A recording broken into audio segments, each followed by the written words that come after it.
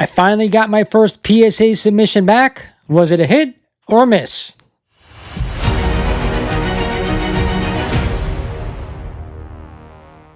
Welcome back to the channel, everyone. You guys know me by now. My name is Lawrence here at Mighty Comics Collectibles. I start every video off saying that to you guys, so I'm sure it gets tiresome after a while, but regardless, like I said before, today we're going to unbox my first PSA submission. It's something a little different. I think I'm probably the first person to send something like this into PSA Comics. Keep that in mind.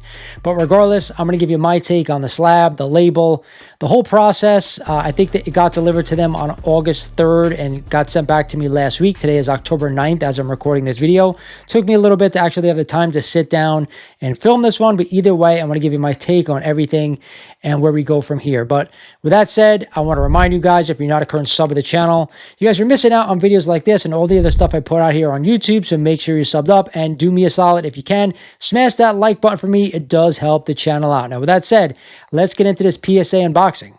So let's get into this thing. As you guys can see, it's a big FedEx box, which, believe it or not, I just got the same thing back from CGC for my Superman 1. So it almost looks identical for single books, whether you're using CGC or PSA. There's some paper I already took out of the box, but regardless, I'm going to pull this bad boy out for you. And as you guys can see, bubble wrap up the wazoo. But I think for single books, a lot of it has been the same, no matter what company you use. But as long as it's, packed well, which it looks like it is, I have no quarrels with it. So here's an interesting thing. They actually wrap it in like almost looks like a half of a Christmas box.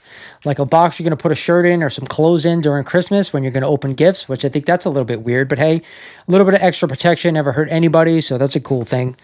As far as the book itself, I told you guys this is something that is totally different. And I wasn't sure how they were actually going to handle encapsulating this thing, and I'm going to explain to you why. So some people have complained about them like shrink wrapping these things. I actually think it's a fantastic idea, so the cases do not come scratched. I know if you've used other grading companies before, sometimes you'll get some slabs in and there'd be some scratches on them. I don't know. Regardless, this one's a little bit torn up. I'll show you once I show you what the exact book is. So I actually sent them He-Man and the Power Sword. So if you guys are not familiar with this is actually the first mini comic that came with the 8-back He-Man and Skeletor, the very first one. So this one came back at a PSA 8.0, believe it or not. And when I said to you guys before, I wasn't sure how they're going to encapsulate this thing, is because, believe it or not, PSA has graded these things before, well before they started grading comics. And when I looked it up online, they actually came in like mini cases that actually were specific for these mini comics. So I wasn't sure how they were going to handle this thing, but it does look like it's in a standard comic case. Let me go ahead and unwrap this thing and show you more. So here we have it, He-Man and the Power Sword.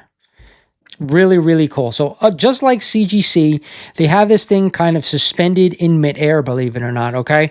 I actually like this a little bit better than CGC's, even though, as you guys can see, there is some cross-hatching inside the case, which I'm not a huge fan of, but it doesn't deter from the look of the book regardless. As I was saying before, this did come back a PSA 8.0 with white pages, which is really cool. I knew this was a high-grade copy. I searched for a really high-grade one. The highest I could find on eBay, ever since I found out about that $5,000 9.8 sale we had about 6 or 7 months ago. I knew this wasn't a 9.8, but I wanted to have one in the collection. Regardless, it does say Motu He-Man/Power Swords. You guys see that. It doesn't give you the full name, which is a little bit odd, I'm not going to lie. But as for other videos that I have seen, that seems to be, par for the course. 1981 Mattel, so that does give you a little bit of inkling. 1981 was that first original push out of the first 8 figures, I think, that came out with the original line, or maybe it was 6 figures. Regardless, I think it was He-Man, Man-at-Arms, Skeletor, Tila, and a few others, Stratos, maybe Merman, Beastman, however many it was. Regardless, the 1981 original release. This says included with He-Man action figure, and it's got the serial number. So on the back, like I said to you guys before, is the QR code. It does say Alfredo Alcala cover, Alfredo Alcala art, and Don Gluck's story predates DC Comics Presents number 47. That is what we really wanted on the back of the slab, because that is the info that I think all comic collectors really want. So if you didn't know that, this is the true first comic appearance of He-Man and Skeletor, believe it or not. So I'm super stoked to have this in the collection. I definitely wanted to check PSA out, and I wanted to throw them a little bit of a curveball as well to see how they would handle this, and they did not disappoint. As for the case itself, like everybody says, this thing is absolutely beautiful. Definitely has some weight to it, but this thing really does look phenomenal in the case. Now, as you can see, I always said, since we found out about these things, that anything with red on the cover, the PSA label really stands out. Now, I know some people have complained about the font being, what it is, maybe a little bit thicker it should be, a little bit bolder, but I'm actually really digging this. And what I really dig PSA is like the non-standard comic stuff. I think it's really, really awesome, believe it or not. So hopefully they continue doing this. People kind of jump on board because I do think it's a great thing for the hobby. Competition is always good. If you remember way back when we first found out PSA, was getting into the comics game, I said to everybody out there that I didn't like the frosting on the sides of the case. Now, I know this is not a standard comic, but I don't see frosting on the front or the back part of the case. There is on the side. See if you guys can see that, which it doesn't bother me on the side. It doesn't even have it on the top, which is good too. So it's really just the two sides, and on the bottom it does as well. So they made that change, which is really good. For standard comics, until I have one in my hand, I won't be able to make that determination. But I'm going to New York Comic Con tomorrow, so I will definitely see a few and then report back from there. I am going to give you a little bit something here that I am actually bringing to New York Comic Con tomorrow to drop off at the PSA booth. Check it out. So here we have a Nintendo fan club featuring Mike Tyson and Punch-Out. If you guys know me, Mike Tyson's Punch-Out was my favorite NES game of all time. I probably spent the most hours playing that game, and I thought this would be a cool one to get into a PSA holder. Now, I do like their magazine-style cases, and I think the red, like I said before, will really pop with the PSA label.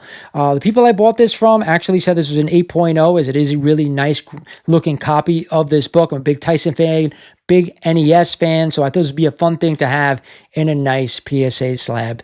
So with that said, a little bit about the time frame. It did take a little longer for the book to get graded and sent back to me, but not too bad. I know they pushed back times a little bit. Recently, they made that announcement, so they are a little bit probably overwhelmed with the amount of submissions they're getting. They're going to have to hire some new people eventually, but it's a brand new service, and either way, I've been very pleased with what I've seen so far, and from other people as well. Now, you're going to ask me, am I going to send some of my comics over there, my standard comics? You guys know me. I'm a raw guy for the most part. I don't see myself spending all that money to have my books graded when I just display them. I want to look at them. I want to go through them, and I don't want to spend the money. That is the big thing. Regardless, so far, I've been very impressed with the service, and I wanted to give it my 2 cents. So let me know what you think down in the comments. Have you sent books to PSA? Are they standard comics? Are they things like this that I'm sending in? This is the fun stuff, but that's what I'm saying, right? Like, I want to send them something that's really obscure.